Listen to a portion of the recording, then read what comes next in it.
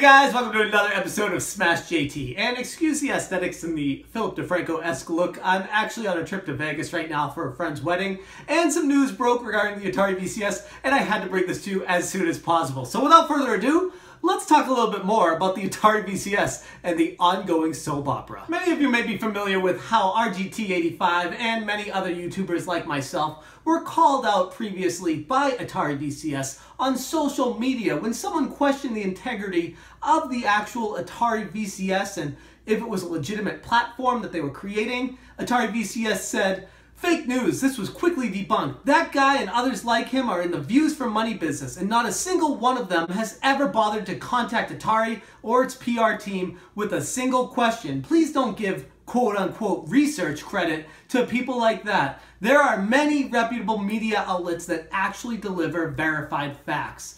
And to be honest, I was quite taken back by the stance of the official Atari Facebook page responding to someone regarding their question in that manner. I thought that was very unprofessional, very strange, and quite frankly, just uncalled for. But be that as it may, some people just don't take YouTubers seriously. No matter how much work and research they put into their videos, there's just no way they're getting any credit for anything. I get it. But now we move on to the latest drama with Atari VCS, and now they're calling out a reputable source in the actual media, and this is where it actually gets good. A popular EU news source called The Register had an interview with the head of the Atari VCS division, Michael Arts, who I've spoken about previously in a video, and I also referenced this interview before anybody else was actually talking about it. If you want to see more on that, definitely check out the link above me there. But as far as what's happening recently with the Atari VCS, now they're calling out The Register. Someone asked them about that interview and that article that was written by The Register, and Atari responded by basically blasting them and calling them out. We honestly can't explain that article either. Our executive sat with that reporter for a half an hour and he wrote what he wanted instead of what was discussed with him. Sadly, there are even irresponsible trolls in professional positions, I guess. Which is really interesting if you look back into the previous thing and they said that, don't worry, the media is professional. Those are the people you can trust. Unless the media is speaking out above us. But it gets better than that. We clearly said that we were bringing engineering design models to GDC, and lots of people clearly don't understand what that means. Hunks of plastic? Well, yeah, that's how you finalize the designs and confirm that you can get the look and feel you want for finished products. Sad. This strikes me as the most unprofessionally run company I have ever heard of, taking $3 million from backers, calling out anybody who questions their integrity on what they're doing behind the scenes. And like I've said in previous videos, I feel like it's only fair for people to be questioning Atari VCS on what the hell is going on with the design of the actual console. They've given lip service, they've said what people think they want them to hear, but they haven't actually given any real tangible evidence that they've progressed on anything up to this point. If you actually listened to that entire 30+ minute interview with Michael Arts, you would see for yourself that the answers he gives are embarrassing. He doesn't know what the hell is going on with the console. If I could make a video highlighting how many times he says, "I don't know," or "we can't say that," or "I'm not really sure," or "things changed, that's not really settled yet," it could be a compilation of answers that would last almost as long as the entire video. It's embarrassing.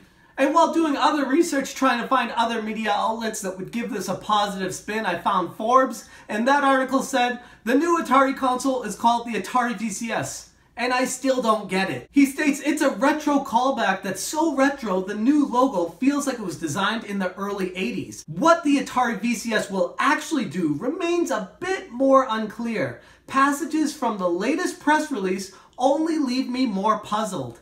This is from Forbes. These are reputable companies, reputable news agencies reporting on a situation saying, "We're not really sure what the hell's going on with this product either." And you guys are calling out YouTubers saying that professional sites and sources are saying everything's hunky-dory and dandy. And that's not the case whatsoever. The only people that are saying this is a legitimate operation are people that most likely are in on this with you. There is no reason a reputable company would look at this situation and say, yeah, that looks legit. This looks all right. I'm going to put my name behind it and say, I'm excited about this without having any knowledge of what the hell is going on behind the scenes. None of all this makes any sense whatsoever. And yet Atari keeps hiding behind the fact that they are making a console and they are allowed to be secretive about it because for whatever reason, they think people will fall for that. When clearly we are not falling for that. I am frustrated as hell that they keep coming back with the same excuse saying, you have to wait because we're actually working on finalizing that design. How about this? Well, we can't really give a final answer on that because it might change. What about the specs of the situation? Well, we're not really sure about the specs either. What the hell do you know about this, Mike? Tell me, please, because I would love to be able to tell my viewers something tangible about the Atari VCS. Let's talk about what we do know about the Atari VCS. Well, the box, the Atari box, has its name officially changed to the Atari VCS, so I guess that's tangible. We have the actual outer casing, the shell, and that's a finalized design, supposedly, so that's tangible. Nothing about it inside of it is tangible. You don't even know, based off your interview, if the controller that connects with it would work with a PC or not. I don't know how tangible the controllers are with it yet. We don't know if we're even getting the paddle controllers with it yet. We don't know what the specs are going to be set for it. We don't know anything about this still. And the people that keep defending it, I do not understand why you are defending this. There is no tangible evidence that this is even a thing that's happening. They have no working prototype. They have no idea what direction they're going with this. They have not provided any specific intel to anybody about what they are specifically creating outside of throwing up some stats on their Indiegogo page and saying, this is what we hope to expect the Atari VCS will have included with it. And that is completely meaningless because anybody could write anything they want on Indiegogo without a working prototype and say, this is what we hope to have running on it. This is the same damn thing I said about the CD over 8 months ago when they had all these hopes and dreams for the system. And I said, they could say whatever the hell they wanted to on that.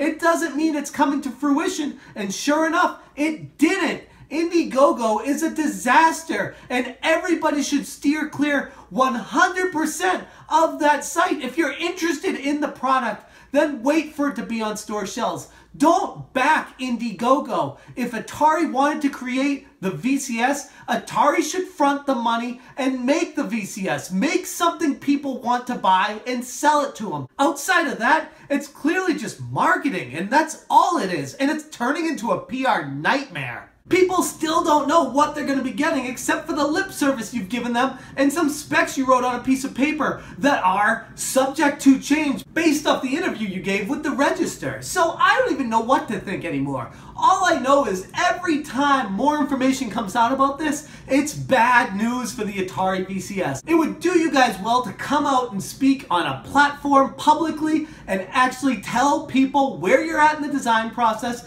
and give them some solid answers on who you're working with, the specific chipsets that you're going to be using, what company you're going to be getting them from, what company is going to be producing this machine, and when we should expect this thing to release. Because as of right now, there is zero information except for you just giving lip service to people about things may change and things may be this or that. There is nothing tangible, and this is getting extremely frustrating. And you calling out media outlets, you calling out YouTubers is so Bush League. It's so unprofessional. It's so ridiculous that it further proves that this whole thing is a farce. That's all I got for you guys today, but let me know down in the comments below what you think about this entire situation and how you feel about Atari VCS as a company. Thank you so much for watching, and I'll catch you on the next one.